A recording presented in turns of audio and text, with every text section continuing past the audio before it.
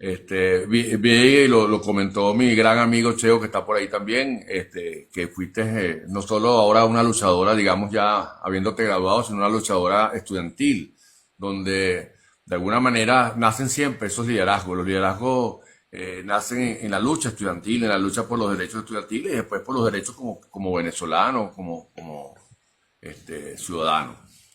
Me pareció interesantísimo y quisiera que ahondara, Sairán, y disculpa la pregunta en tu tesis. Me parece un tema interesantísimo. Y creo que nosotros, o creo no es así, pues cuando se invita a alguien es para escuchar y para escuchar las cosas y las cosas nuevas que nos tiene que aportar. Y creo que esa es una que no quiero dejar pasar por alto. Ese comentario que hiciste de tu tesis. Y lo que dice Alberto, y que no quiero extenderme en esto, es verdad. La diferencia hoy en día es interesantísimo en el tema político, porque antes, yo lo repito muchísimo, antes los políticos dependían de los medios, pero los medios eran la radio, televisión y prensa, y los medios tenían lo que llaman ¿cómo se llama? La broma editorial, ¿cómo se llama? La línea editorial. Entonces, si tú no eras de acuerdo a la línea editorial, no te invitaban, o no te ponían en la prensa, o si te lo ponían, te ponían chiquitico por otro lado. En cambio, hoy en día, quien decide aquí quién te ve es la misma persona que llega y a quien cree, como lo decía Alberto ahorita, a quien le cree, a quien genera credibilidad en la red, pues la gente lo empieza a ver más y llega a muchísimas personas. Entonces, creo que esto ha hecho y está haciendo que la política y las situaciones políticas en los países cambien muchísimo, porque ya los medios no le pertenecen a unas cúpulas, por así llamarlo, sino son de la gente. De verdad, Sairán, bienvenida, bienvenida, ya te seguiré. Y bueno, no puedo dejar pasar por alto también la situación de Jesús, a quien conocí en algún momento también durante la campaña, que es otra víctima de este régimen de los encarcelamientos, que son más que encarcelamientos, secuestros. Y en algunos casos desapariciones forzadas, porque ni siquiera los familiares tienen el derecho a verlos, a conversar con ellos, a nada, absolutamente nada. Conozco muchísimo. Aquí está nuestro gran amigo, hermano Carlos Alberto Azuaje, por ejemplo. La tía Matilde, la novia, estuve con ella en estos días conversando y no los dejan entrar, no los dejan ver. Es una locura. Cuando Chávez estuvo allá preso, ¿cómo acuerdo dónde era que estaba él? En Charallave, creo que Yare, era. Yare. En Yare, correcto, en Yare. Cuando Chávez estaba en Yare, creo que hasta mariachi le llevaban allá cuando cumplía años. Le entraban libros, televisores. Bueno, hasta grabó el 27 de noviembre, tenía un video grabado por él desde la cárcel. Entonces, no, de verdad, no es justo lo que está pasando con nuestros presos políticos. Mi solidaridad contigo, mi solidaridad con Jesús. Y bueno, quería escucharte más que me escuchen a mí, porque eres la invitada. Cuéntame un poquitico si puedes lo de tu tesis y bueno, para adelante. Estamos en los dolores de parto de la nueva Venezuela, de la Venezuela libre. Estamos en los dolores de parto. Ya, yo no soy experto en eso, pero cuando dilatan la mujer ya tiene, creo que el máximo grado de dilatación. Dale, saludos. Bueno, fíjate, yo estudié trabajo social en la Universidad Central de Venezuela y el eje transversal del trabajo social es la política social, ¿no?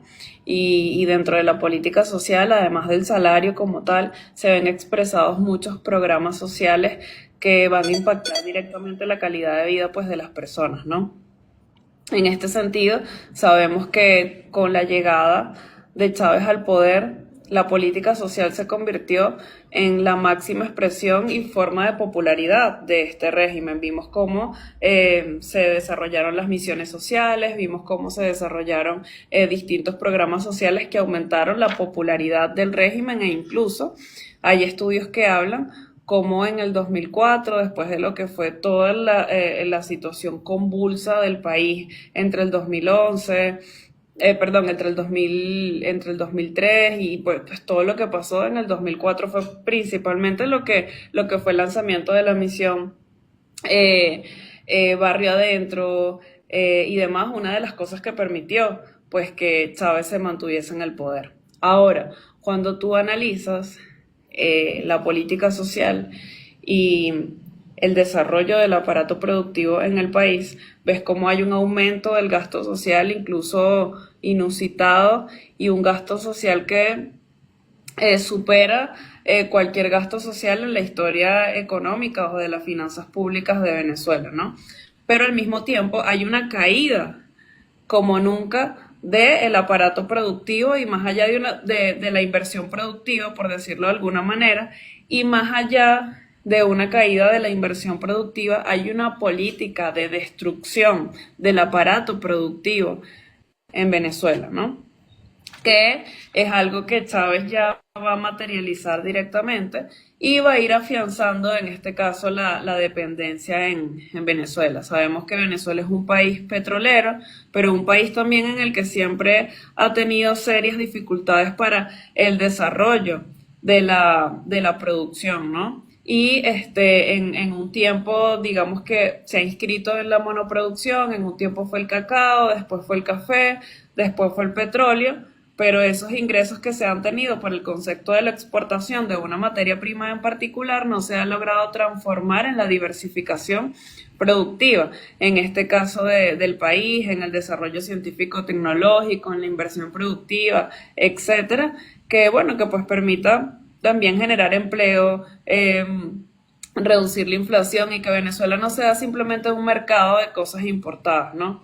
Entonces, en este sentido, yo analicé en este caso a Chávez como el Luis Bonaparte del siglo XXI y el primero que esbozó este término del lumpenproletariado fue Marx, cuando analiza incluso el capital y habla como, bueno, en el capitalismo hay dificultades para absorber toda la fuerza de trabajo disponible y de esa fuerza de trabajo que nunca se absorbe, ¿verdad? Hay una que queda desempleada y de la que queda desempleada hay una que se lumpeniza y es aprovechada por ciertos regímenes como instrumento político para mantenerse en el poder. Y Luis Bonaparte estuvo más de 20 años en el poder y su base social de apoyo fue el lumpenproletariado. En este caso, cuando tú analizas un régimen como en el de Venezuela y ves si en un país, digamos, desarrollado, por decirlo de alguna manera, hay desempleo, como es el desempleo en Venezuela, donde hay una política de destrucción del aparato productivo y de destrucción de la producción.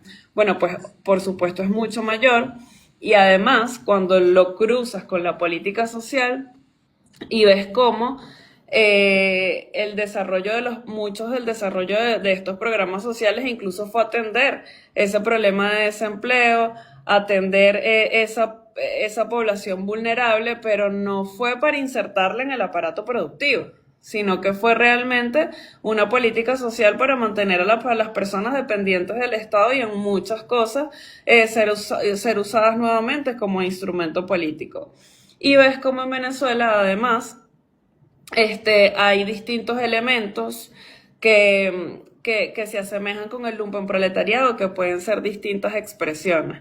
Desde el ladrón, desde el malandro, por decirlo de alguna manera, desde los líderes amponiles, los pranes, que son partes de este lumpenproletariado, pero también el lumpen se expresa en la miseria humana, en la animalización, que en este caso hay de forma expuesta en la sociedad, desde el vendedor informal que en el metro amenaza a otros si se mete en su vagón de lanzarlo a los rieles y esa sobrevivencia extrema al punto de la animalización que te llevan en la sociedad, pero también el lumpen se ve expresado en muchos colectivos del régimen que le caen a golpe a las marchas de la oposición, que golpearon a diputados en la Asamblea Nacional, que le caían a palos a los manifestantes de la oposición por ir a perseguir al régimen.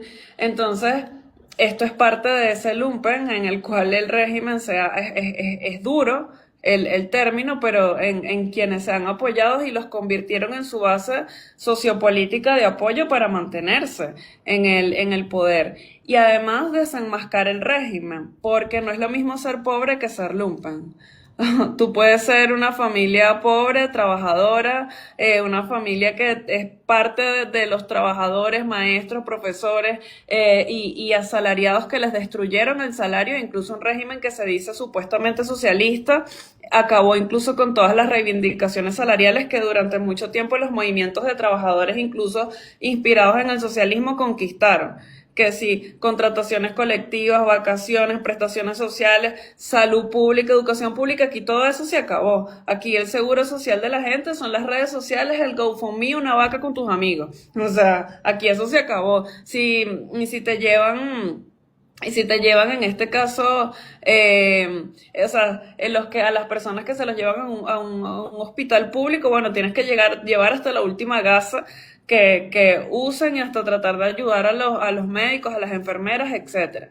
Entonces, al final, la base de apoyo ni siquiera esta sociedad empobrecida, sino es como esta base de apoyo que el mismo régimen se labró para mantenerse en el poder, pero entendiendo muy bien, entendiendo principalmente lo que ha sido esa variable también de destrucción como nunca antes del aparato productivo en Venezuela, y que además estamos ante un régimen que llegó diciendo que bueno, que la dependencia de los Estados Unidos como un imperialismo, y todavía lo sigue teniendo, pero la geopolítica cambió y tenemos a China como un nuevo hegemón del mundo, como un imperialismo, y este régimen se ven claramente los rasgos de dependencia que hay hacia este sector, y como incluso hay una gran cantidad de mercado en el país que proviene, en este caso, de este nuevo hegemón. Entonces, bueno, un poco trato de explicar también cómo esta crisis de valores, esta crisis social, se expresa también en esta población del lumpenproletariado, que es parte de la destrucción también que tenemos en la sociedad del tejido social, y como esto tiene una explicación económica, pero también una explicación y un tratamiento a través de la política social como instrumento político del régimen para mantenerse en el poder en lugar de atender las necesidades y para sacar a la población de esa situación de vulnerabilidad y poder insertarlos en el aparato productivo, y cómo esto ha sido parte de su estrategia para mantenerse en el poder. Y ahí también la explicación de la cantidad de delincuencia de Caracas como una de las ciudades más violentas, y de la violencia tan exacerbada y tan grande, y de la delincuencia que nosotros hemos tenido en este momento en Venezuela.